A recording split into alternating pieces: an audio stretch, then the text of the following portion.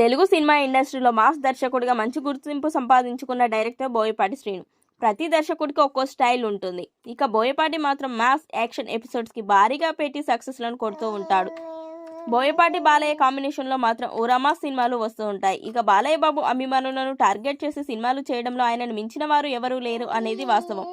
అయితే రీసెంట్గా ఒక ఇంటర్వ్యూలో పాల్గొన్న బోయపాటి శ్రీను పవన్ కళ్యాణ్ గురించి కొన్ని ఆసక్తికరమైన కామెంట్స్ చేశాడు. మీరు పవన్ కళ్యాణ్తో సినిమా ఎప్పుడు చేస్తున్నారో అని యాంకర్ అడగగా దానికి సమాధానంగా బోయపాటి శ్రీను, నేను పవన్ కళ్యాణ్తో సినిమా చేయలేను, ఎందుకంటే ఆయన తక్కువ రోజుల్లో సినిమా చేసేస్తాడు. నేను ఒక సినిమా చేయాలంటే హీరో దగ్గర ఎక్కువ డేట్స్ తీసుకుంటాను, అలా అయితేనే సినిమా క్లారిటీగా వస్తుంది. కాబట్టి ఇప్పుడున్న రోజుల్లో అయితే పవన్ కళ్యాణ్తో నేను సినిమా చేయలేను అంటూ క్లారిటీగా చెప్పేశాడు.